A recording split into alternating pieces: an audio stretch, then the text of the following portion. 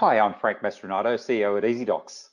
Your being here is a clear indication that you're looking at ways to improve your business, and I trust this ezidox demo will show you how you can do just that. So I'll kick us off and we'll keep this session fluid. To begin with, ezidox is all about streamlining information exchange, making it simple and secure for both a business and a customer. What we have here is the ezidox login screen, and I've pre-populated details earlier to keep it quick. Now this login screen and all of ezidox as I go through it, think about it with your brand and your theming because it's fully customizable and it's a white label product. So as we sign in, the first screen you'll see is a dashboard you'll be met with. Now the dashboard is any interaction, or let's call them document requests, a business has had with its customers. Now this can be filtered by only an individual's requests, all requests, overdue, unopened, number of items. As you'd appreciate, there's a few filters there. And then over here on the right-hand side, we have the due date. Now that's the due date of the actual end-to-end application. So if we're talking about a home loan or a personal loan, commercial loan, employee onboarding, supplier onboarding, ezidox works off a template. And under that template, there'll be the document and information that you need to collect off a particular customer. And as you send those requests out, the dashboard is where they'll appear for further action. So just click start and we'll actually create a document request so you can see the steps and stages it goes through. As I mentioned earlier, ezidox works through what we call templates. And a template, think of it as a particular use case. So there's a template that you create for a home loan as an example. You can create a template for a personal loan, etc., etc. So for today's session, I'll select our demo template. Now here, we type in the customer's details. So in this case, I'm going to send a request to myself.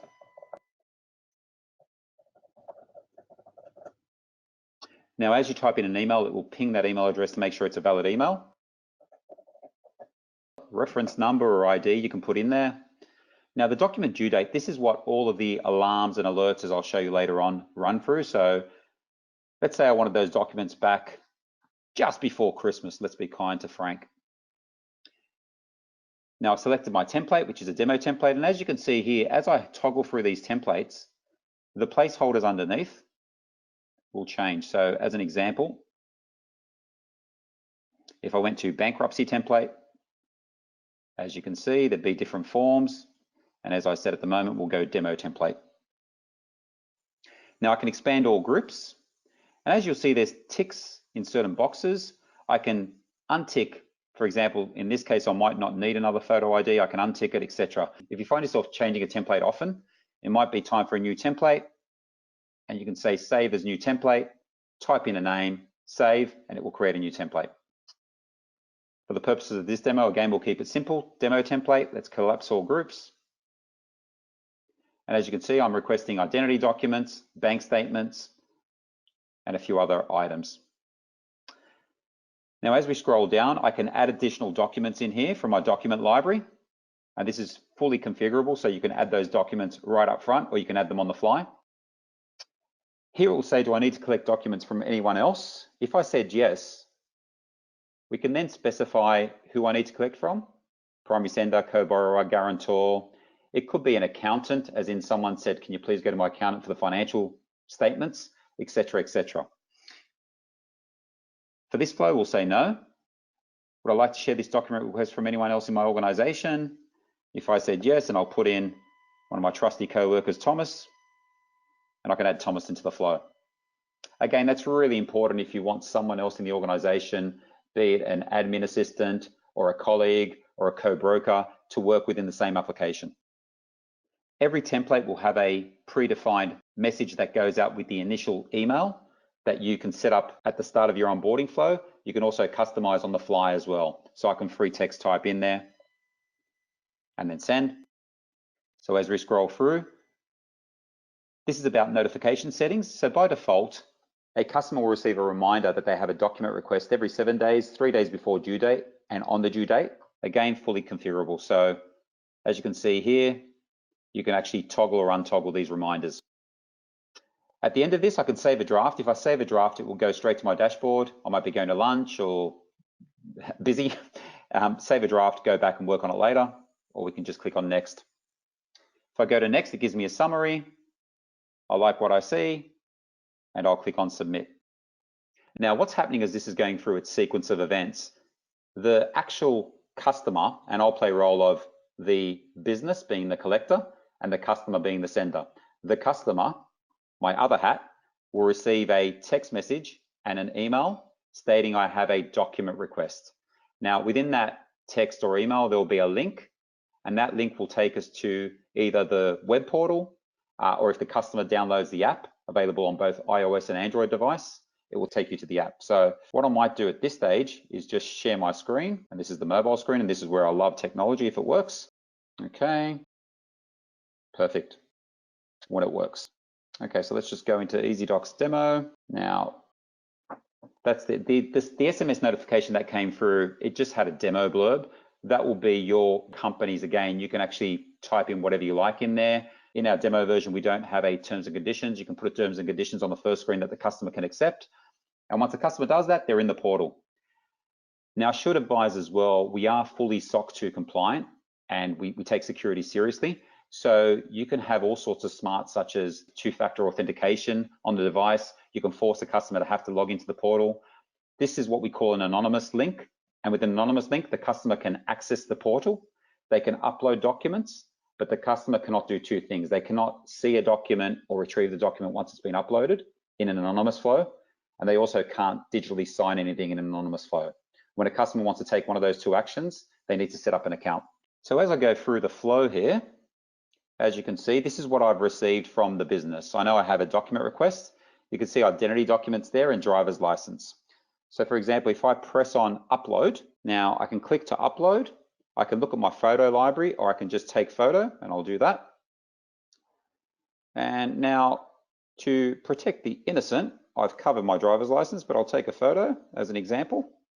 And I'll say use photo, and I'll upload that. Again, really simple to use and very intuitive for the customer. Rather than sending an email through an insecure email exchange, and then the business at the other end has to receive it, file it, index it, etc. It's a much easier process. So as you can see on my screen, I can see it's been uploaded. If I switch to the business screen, uploaded as well. As you saw, that came through straight away. Now, as the business or the collector, I'm in my portal view. I'll just go to view document. And there it is there. Now, I have some options here. I can accept, I can reject, I can download, or I can print or close, or I can just send a text message back saying, hi Frank, this is Frank. And I might just say driver's license is not fully readable. Okay, now if I lift my phone, as you can see, I have a notification there as the customer. I can go to my chat bubble, and again, instant messaging available. So on the fly, you can actually save yourself and the customer time and energy by correcting flaws as they appear. Okay. Now to take the shortcut, I won't re-upload. Let's just say that came in the second time and it was complete. So I'll just come out of this. Let's just say it's been re-uploaded and we're happy with it. I'll now accept as the business, and it will change the status to accepted. Now, the other thing that it did, and I know I ran through that a bit quickly, the other thing that it does is any document or piece of information that the customer uploads, the actual ezidox engine will do two things. One is it will convert it to a PDF automatically. Two, it will rename it to what we were looking for. So if I requested a driver's license and the customer uploads an image and it's titled img0056.jpg, we will automatically rename that to driver's license and convert it to PDF. Again, saving a lot of time and money. And so on through the flow. So the customer goes through, here we go on the mobile, and through the flow, you can see I have a few options. So I might quickly show the bank statements. Now, by default, ezidox has built-in integrations to a few different partners. Some of them that we integrate into are the automated bank statement download tools, such as Ilion, Mogo, CashDeck, and others. As Yodlee, I should have mentioned. And then we also have digital signature tools such as OneSpan and DocuSign. So for this example, I'll just go to upload a bank statement. Now, again, a customer has a choice. They can upload manual bank statements. They can take photos of the bank statements, or they can use this service, which is upload directly from the bank. So what I'll do here is I'll go through the flow. Now, what will happen is as we go through the flow here, I'll just select ANZ. That's what the demo is set up for. I'll put in a customer registration number, and then I'll put in the password. I might bring that down, again, to protect the innocent. Then I'll agree to terms and conditions. Helps if I click on the mobile, and then I'll submit. Now what happens here is it will ping the bank. So this is the customer putting in their details to their account. It will show that I have two profiles here. I'll select the first one.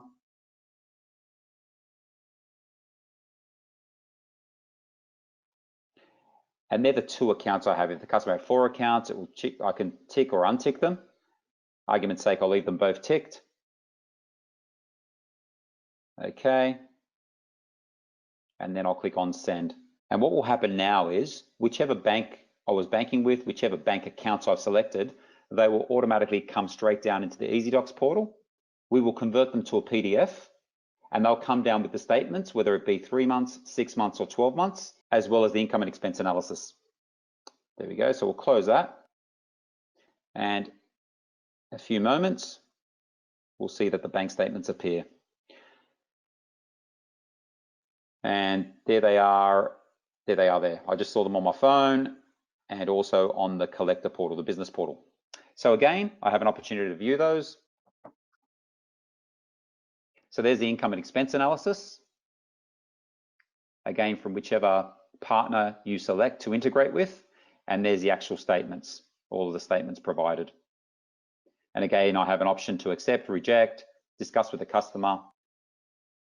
So what I'll do there is I'll just view. And again, I'll accept. Now, actually, if I was to reject, I might show you that flow. So if I was to reject, something might have been wrong with it. They've uploaded 1 month rather than 6, incorrect document, etc. I might say missing pages. I might say, can you please add July to September statements? Thanks.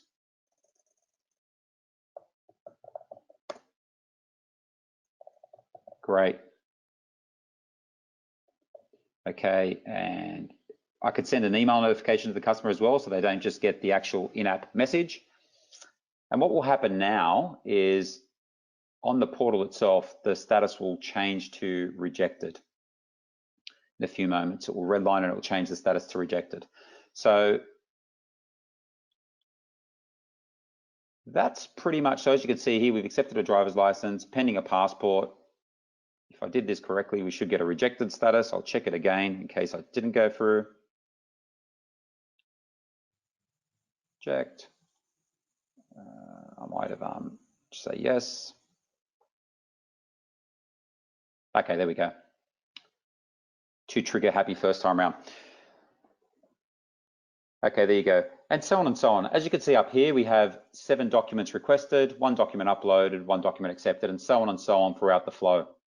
Once all the documents arrive into the ezidox portal, then there's 2 ways to actually get those documents out of the portal. One is you can export directly to a zip or PDF file. What that will do is it will export it. If you said zip, it will export a zip folder. Within that folder will be your typical Windows folder structure. So a top level folder will be first name, last name. Within that folder, you'd have sub-level folders, as an example, identity documents, bank statements. And then within those sub-level folders, you'd have the actual documents as a PDF. Or you can go to PDF and it will export an entire PDF with all of that information within it. The other way to retrieve the documents out of the portal is you can actually lodge over here. So if I went to lodge, you can actually tick or untick the documents you want to lodge, or you can leave them all in there. You put in an email address in terms of the recipient that you want to send it to, and you send. For this case, we'll just get out of there, confirm. And there's my dashboard, and there's the one I've just created there. So again, due in 25 days, and it's in progress. I'll just jump straight back in.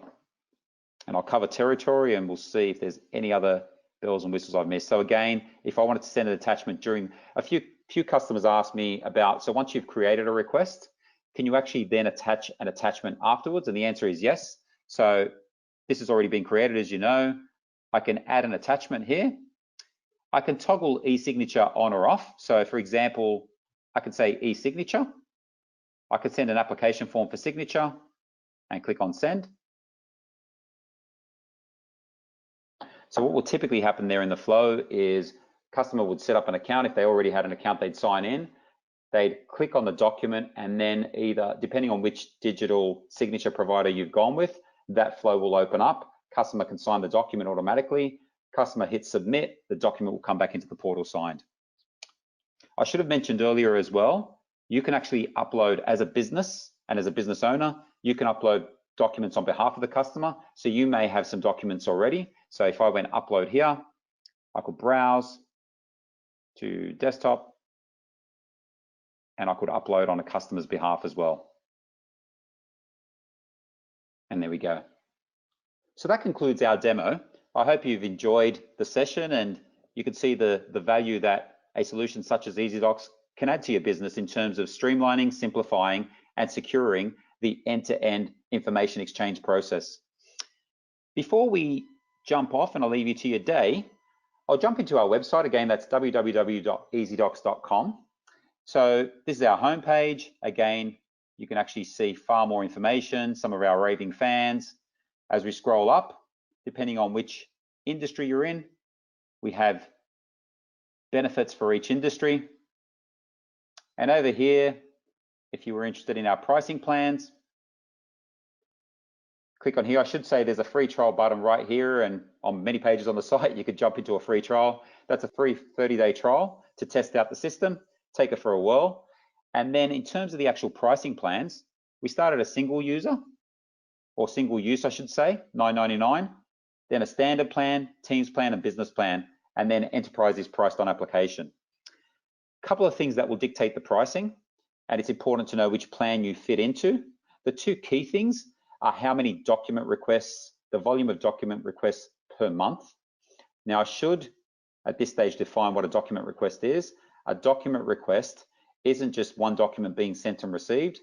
A document request, while it's termed that way, is an end-to-end application. So think of a personal loan or a home loan, any and all information exchange within that one application, to us is considered a document request.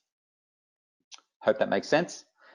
Number of users, how many users you'll actually have actually sending out and collecting document requests. And then the actual features. As you go from left to right, the higher the pricing plan, the more feature rich it is. So first starting point is how many users do you have? Second is what volume do you do monthly that you want to put through ezidox? And the third thing is just make sure that the ticks are in the right places when you select a plan. I should also mention that you save 18% by signing on to a 12-month plan and paying up front. That's a huge saving there. So if you're taking it for a 30-day trial, you really like the system, I'd highly encourage you to purchase a 1 year up front and save yourself 18%. Okay, we might head back to the homepage, and I guess I'll leave you with that. Take a free trial, as I said, and I hope to see you all as loyal customers moving forward. Thank you. Have a brilliant day.